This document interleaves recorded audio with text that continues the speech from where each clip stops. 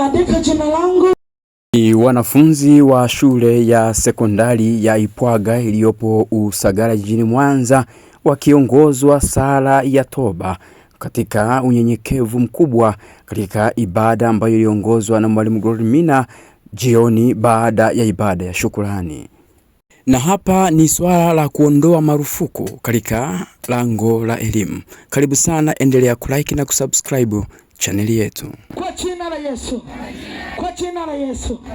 Kwa jina la Yesu. Maamuzi ya mabadiliko ni ya kwako mwenyewe. Ni ya kwako mwenyewe. Unataka maisha yako yaweje? Unataka elimu yako iweje?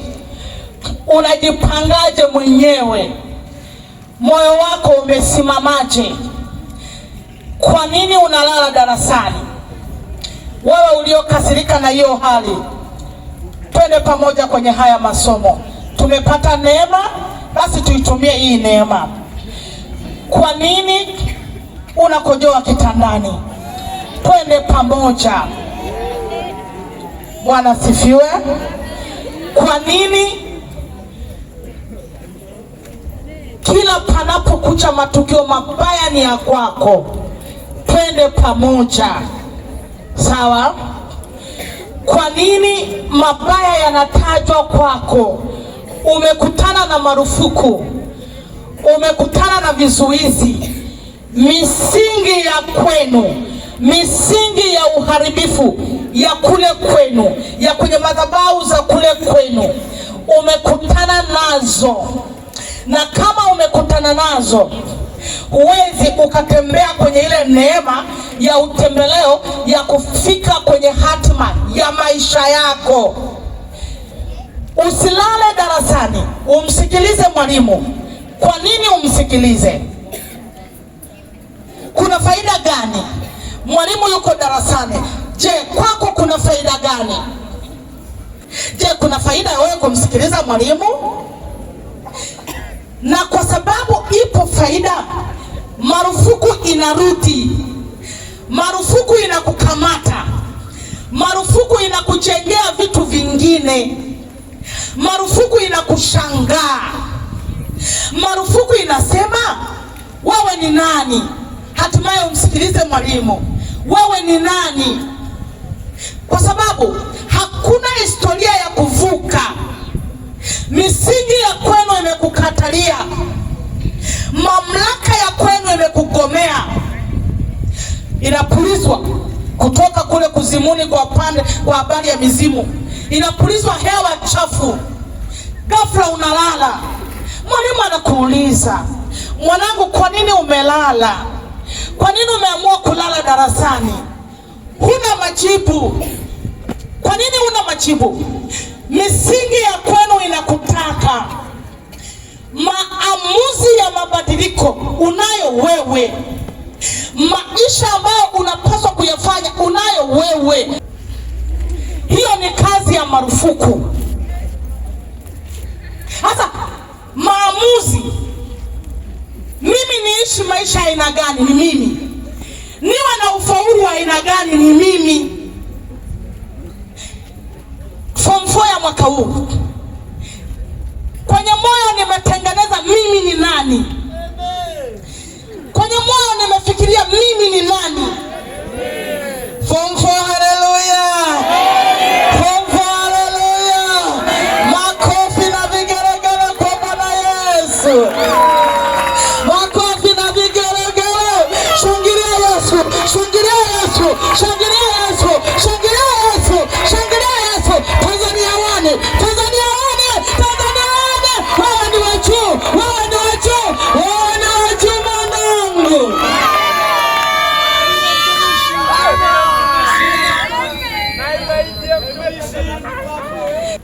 Tunameremeta. Sio huku. Tunameremeta.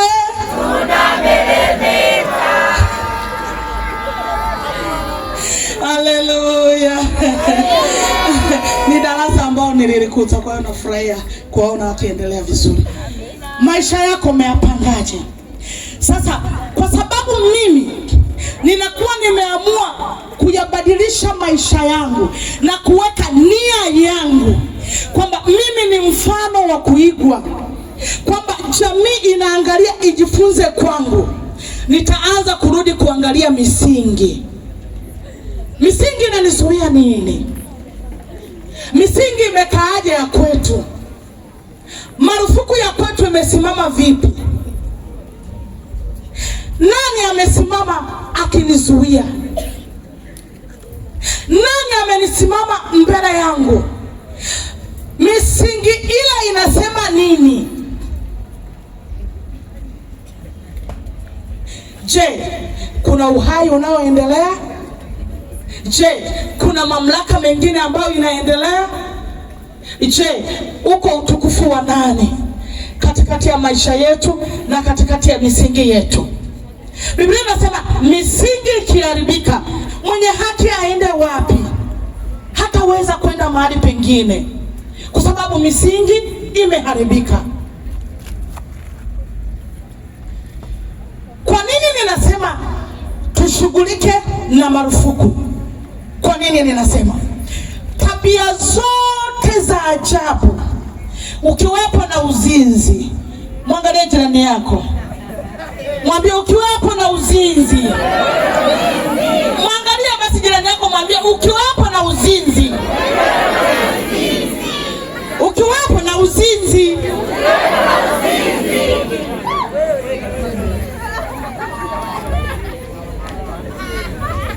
Ukiwepo na uchawi, kuruka ungo, kuleta nyoka katikati yetu. Unafikiri mimi sijui hii nyoka nikianza kuifuatilia imetoka hapa hapa? Tuifuatilie nini? Tuifuatilie? Tutaona tu mwenye hii kobra. Lakini tunaye Yesu msaada wetu. Haleluya. Ninatamani mimi peke yangu niwe mfano kwenye boma yangu. Yaani mtu anaposimama akianza kurekebisha mtoto wake, anasimama anasema, hebu mwangalieni fulani, ni mfano wa kuigwa. Ni nini? Nimeamua kushughulika na marufuku, na hakuna namna ya kushughulika na marufuku isipokuwa uangalie yale mabaya na kuyakimbia. Uone hapa walifeli. Babu yangu hapa alishindwa kuendelea. Mtu fulani hapa alishindwa kuendelea. Alipofika kidato cha 4, aliishia hapo kidato cha 4. Hakuweza kuendelea tena. Kuna familia nyingi zinakuwa zimezungukwa hapo na marufuku, kwamba mwisho ni form 4. Nilikuwa naongea na kijana mmoja hapa ananiambia, mama yangu anatamani nifike form 4 tu. Sasa huyo mtoto amekutana na marufuku, ndio maana anatamani, mama yake anatamani afike form 4 tu. Lakini sio mwisho na sio kusudi la Mungu wao ushie form 4.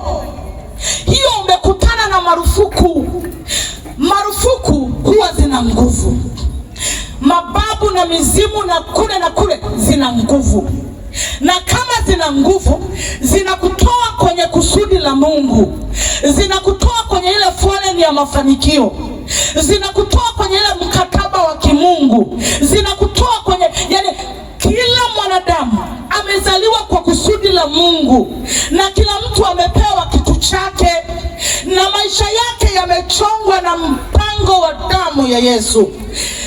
Ukikutana na marufuku, umekutana na marufuku ya form 2, inakuzuia wewe kwenda, na ile miungu ina uhalali na wewe, na kuna sadaka zilizotolewa pale, wewe uweze kuvuka form 2.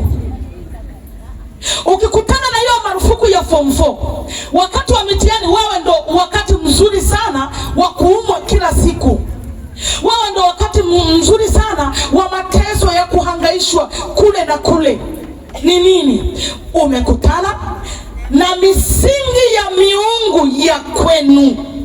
Miungu ya kwenu inashangaa, kwa nini umefika form 4? Miungu ya kwenu inashangaa, umekaribia graduation.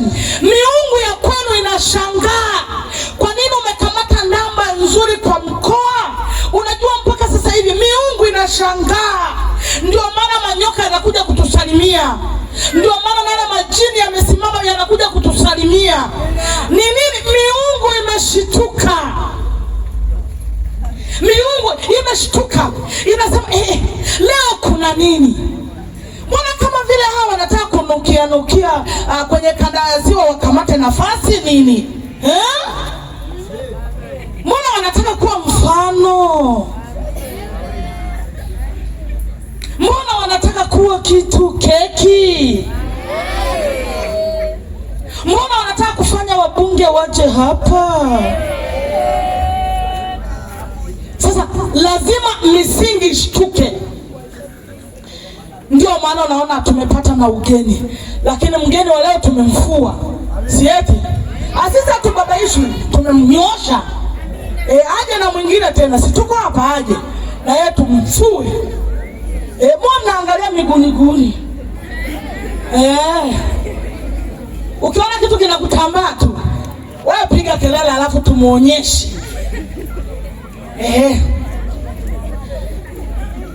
Kwa nini Roho Mtakatifu anatusukuma kwa habari ya misingi? Kwa nini? Kuna nini huko kwenye misingi? Kwenye msingi kumesimama na nini? Kwenye misingi kuna mihuri ya aina gani? Ni nani ambaye amekuwa mwanzilishi wa hizo marufuku? Akatembea nazo hizo marufuku, akatembea nazo zikawa kiongozi, akaenda katika urefu mkubwa, akaenda katika mipaka mikubwa. Nani aliyesimama hapo? Nani aliyeweka mihuri hapo? Nani ambaye amesimama anasema hapana, mimi ni msimamizi? Ili wewe utokee, ulitoka kwenye kiuno cha baba. Mungu atusaidie sana. Ukaenda kwenye tumbo la mama. Haleluya. Ukaishi kwenye tumbo la mama miezi 9. Bwana asifiwe. Sasa ule utaratibu wa wewe kuwepo, umechakamata koo mbili. Koo ya kwanza ya kwa baba, koo ya pili ya kwa mama, ukaileta hapo katikati. Wewe ukatokea.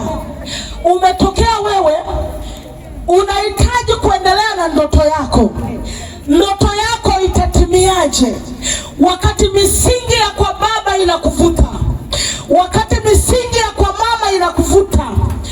Hawajawahi soma, hakuna Tanzanite ambaye yuko hapo, hawana mtu wa kujisifia.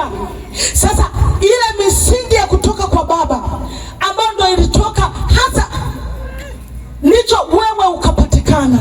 Hasa hiyo misingi imesimama, inasema huyu ni nani? Akamate namba 1 kwenye kanda ya ziwa. Huyu ni nani? Inageuka misingi, inashangaa, inasema huyu ni nani na kwa mamlaka ya nani? Kwa nini akamate namba? Kwa nini aje? Kwa nini afanye mtihani? Yeye ni nani? Yeye ni nani? Misingi na uhalali wa kuuliza. Ghafla huyo mtu anaanza kiburi. Ghafla huyo mtu anaanza wizi. Ghafla huyo mtu anaanza uzinzi. Sasa basi, misingi hiyo ikisha kukamata, unajishangaa. Kwenye wizi ulikuwa haupo, kwenye changamoto hii ulikuwa haupo. Kwa nini umekuwepo? Ni ile misingi ya kutoka kwenye kiuno cha kule kwenu. Kinashangaa, kwa nini uwe wa kwanza? Kwa nini? Kwa nini? Kwa nini? Sasa wanaporusha zile roho, kwa sababu wana uhalali na wewe, lazima utalala darasani, lazima utalala darasani. Ufalme wa giza ni wa hovyo sana. Hebu tuende neno la Mungu linasema Yohana Mtakatifu 13 mstari wa 8. Petro akamwambia, wewe hutaniosha miguu kamwe. Yesu akamwambia, nisipokuosha huna ushirika nami. Tarudia, Yohana Mtakatifu 13 mstari wa 8. Petro akamwambia, wewe hutaniosha hutaniosha miguu kamwe. Kwa nini Yesu anaandaa beseni? Kwa nini anaandaa maji? Kuna nini? Kuna siri gani kwenye maji? Kuna siri gani? Kwa nini asifikirie kitu kingine? Kwa nini asiwaze kitu kingine? Anaangalia namna ya kuwatawaza miguu wanafunzi wake. Anaangalia vile ambavyo atatimiza kusudi. Kwenye miguu kuna nini? Miguu yako ina nini? Miguu yako ina nini? Kwenye miguu kwa wanafunzi wa Yesu kulikuwa kumegawa nini? Naomba nirudie tena. Petro akamwambia, wewe hutaniosha miguu kamwe. Yesu akamwambia, nisipokuosha huna ushirika nami. Huna ushirika nami. Nisipokuosha huna ushirika nami. Kumbe miguu ya wanafunzi wa Yesu ilikuwa na utayari. Lakini ule utayari umekamatwa. Ule utayari una uchafu mwingi. Ule utayari wa kufanya mapenzi ya Mungu haupo tena. Nini maana yake? Elimu yako ina miguu. Nataka niongee tu na wale ambao wanataka tufanye maombi ya kutoa marufuku. Elimu yako ina miguu na miguu yako imekamatwa. Huwezi kuendelea tena. Huwezi kupiga hatua kwenda tena. Akili yako imenyamaza. Miguu yako imekamatwa na ile misingi ya kwenu. Yesu anaandaa maji. Anasema lazima kusudi langu mimi Yesu likamilike kwenu. Kwa lazima niandae maji. Anachukua maji. Anasema hapana. Haya maji naenda kuwaosha wanafunzi wangu. Kurudisha lile kusudi. Kuondoa mapoza kwenye miguu. Kuondoa ujinga ulioko kwenye miguu. Kuondoa ile marufuku ambayo imewekwa. Yaani mahali uliposhindwa, mahali ulipofeli kabisa, kuondoa kwenye hicho kipengele. Yesu anakwenda kusema kwamba Petro, ukikataa mimi kukuosha wewe miguu, ujue basi hauna ushirika na mimi. Ndio maana wana wa upande wa pili, ili aweze kuruka na ungo, wanamtengeneza kwenye miguu. Yesu akagundua hicho. Wengi tumekamatwa miguu. Miguu imekamatwa na kuzimu. Elimu ikikamatwa kwenye miguu lazima utasinzia. Elimu ikikamatwa kwenye miguu lazima utafeli. Elimu ikikamatwa kwenye miguu lazima machangamoto yako ya kutosha, kwa sababu miguu ya elimu imekamatwa. Na chanzo chake ni wapi? Tumetoka kule. Lakini Petro anasema no, hutaniosha miguu. Nimekataa. Yawezekana alikuwa na maana nzuri, kwa sababu Yesu ni Mungu, ni Emmanuel, Mungu pamoja nasi. Haleluya. Mungu pamoja nasi. Na kwa sababu ni Mungu pamoja nasi, sasa akalichukulia kwa upana kwamba hapana, huyu mtu hawezi kuniosha miguu. Kuma Yesu alikuwa rohoni. Lazima ile miguu ifunguliwe. Lazima ile miguu ionekaniwe. Lazima ile miguu utukufu wa Mungu uonekane. Mabadiliko ya elimu yako unayo wewe mwenyewe, sio mzazi, sio mwalimu, sio mkuu wa shule. Hapana, sio mtu mwingine. Mkuu wa shule anaweza kupoteza muda sana. Mkuu wa shule anaweza kulia mno. Ana hamu ya kufaulisha. Ana hamu ya kusukume uende. Ana hamu ya kutoe hapo ulipo uende mahali. Moyo wake una hamu. Moyo wake una kiu. Lakini hawezi akawa msaada, kwa sababu maamuzi unayo wewe. Ndio maana una uwezo wa kumkimbia mkuu wa shule kwenda kuzini kule kwenye mapoli.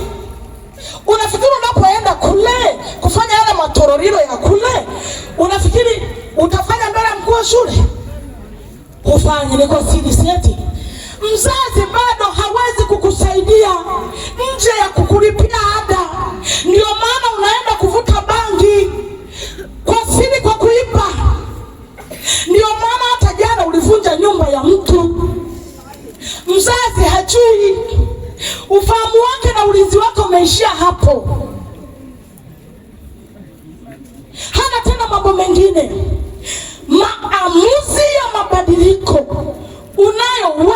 mwenyewe, uamue mwenyewe kubadilika, uamue mwenyewe kukimbia hizi marufuku, uamue mwenyewe kwamba mimi kuanzia sasa naamua kutembea kwenye mtembeleo wa kufaulu. Ndivyo itakavyokuwa, ndivyo itakavyokuwa. Nimeamua kutembea kwenye mtembeleo wa kumwelewa mwalimu. Nimeamua kutembea kwenye mtembeleo wa kumwelewa mzazi. Nimeamua. Maamuzi unayo mwenyewe. Wewe ni mama wa mtu kesho, wewe ni baba wa mtu kesho. Hatuna muda mrefu utaitwa baba fulani. Hatuna muda mrefu utakuwa na boma yako na ofisi yako na kampuni zako. Tuko ni kwa muda mfupi tu. Baadaye kidogo kila mmoja anaendelea na maisha yake. Sasa maamuzi unayo wewe. Maamuzi yako yapeleke wapi? Kwenu hakuna historia. Miungu ya kwenu inakukamata. Petro anakamatwa na miungu.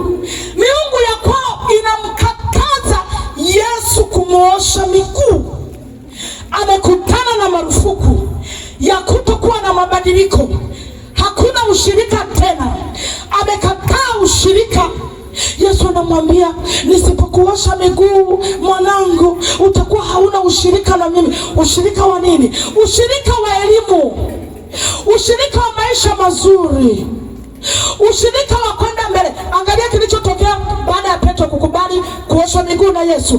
Kilichotokea, Petro alikuja akafa kifo kibaya zaidi kuliko cha Yesu. Nini? Amekubali ushirika. Yesu alikufa msalabani namna hii, lakini yeye kichwa kilikuwa chini, miguu tu. Hivyo ndicho kifo cha Petro. Sasa Yesu alikuwa anataka ushirika.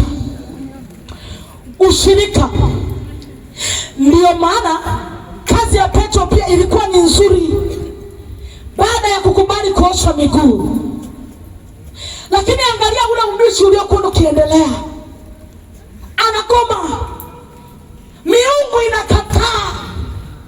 Madhabahu za kwao zimemzuia. Hapa tutahangaika sana. Kumbe ukweli wa mambo wewe unao. Marufuku inakutesa unayo. Miungu imekamata miguu yako. Miguu yako iko na miungu. Hakuna kupiga hatua. Hakuna kwenda mbele. Yesu anaendelea kumbembeleza Petro. Hutaki ushirika na mimi mwanangu? Hawezi akawa na ushirika kwa sababu miguu yake ina changamoto. Miguu yake ina mambo. Miguu yake ina mikataba. Miguu yake ni mibaya. Ndio maana inafika mahali Petro anatoa upanga, anakata mtu sikio. Miguu ya Petro ina harufu ya kifo. Miguu ya Petro inatamani kumwaga damu. Ndio maana anakataa kuosha miguu na Yesu. Anakataa kuwa na ushirika. Atapataje wewe ushirika ambapo tayari kuna changamoto? Anagoma. Miguu yake imemkataza. Miungu ya kwao kina Petro imesema hapana, wewe hautapiga hatua kwenda mbali. Lazima tuikamate miguu. Yesu anaenda kwa upendo. Yesu anaenda kwa upole. Yesu anaenda kwa hofu. Yesu anambembeleza rafiki yake. Yesu anatamani Petro amuelewe. Anamwambia, hapana mwanangu, naomba nikuoshe miguu. Naomba nikuoshe miguu. Je, hutaki ushirika nami? Je, huwezi kunikubalia? Nyosha miguu yako nikuoshe. Nyosha miguu yako nivute hiyo mikataba. Nyosha miguu yako uyaishi yale maisha ambayo mimi Mungu nimekupangia uyaishi. Nyosha miguu yako. Haraka haraka tuone Petro alijibu nini. Mstari wa 9. Simoni Petro akamwambia, Bwana, si miguu yangu tu, hata na mikono yangu na kichwa changu pia. mitatu. Mwanadamu ana miguu, mwanadamu ana mikono, mwanadamu ana kichwa. Petro akafunguka macho baada ya kuona Yesu amemsogelea, baada ya kumwambia Yesu, kwa nini unataka kuvunja mapatano na mimi? Baada ya kumwambia Yesu, hapana, hii kitu haiendi hivi. Ushirika na mimi ni mzuri, nataka upige hatua uende mbali, lazima ukubali kuwa na ushirika na mimi. Macho yake yakafunguka, akasema Bwana. Mstari wa 9, Simoni Petro akamwambia, Bwana, si miguu yangu tu, hata na mikono yangu na kichwa changu pia. Naomba unitakase mikono yangu. Mikono ina nini? Mikono nipokee fedha, nipokee kazi ya mikono yangu. Lakini sio hiyo tu, ninaomba na kichwa changu. Ili niweze kukaa vizuri darasani, lazima unikarabati na kichwa changu. Ili niache kusinzia, lazima kichwa changu kifanye kazi. Lazima Bwana, unapotawaza miguu yangu, tawaza na mikono yangu, tawaza na kichwa changu, niyaone mapenzi yako. Andika jina langu kwenye kitabu cha uzima wa milele. Bwana Yesu, nisaidie. Mikono yangu uiwashe moto, uiwashe moto, maana miguu yangu ya elimu imekamatwa moto. Mikono yangu ni moto, naikomboa miguu yangu, naikomboa miguu yangu, naikomboa miguu yangu, naikomboa. Ombea miguu yako mwenyewe. Fungua kinywa chako, ombea miguu yako mwenyewe. Omba tafadhali, kila mmoja afungue kinywa.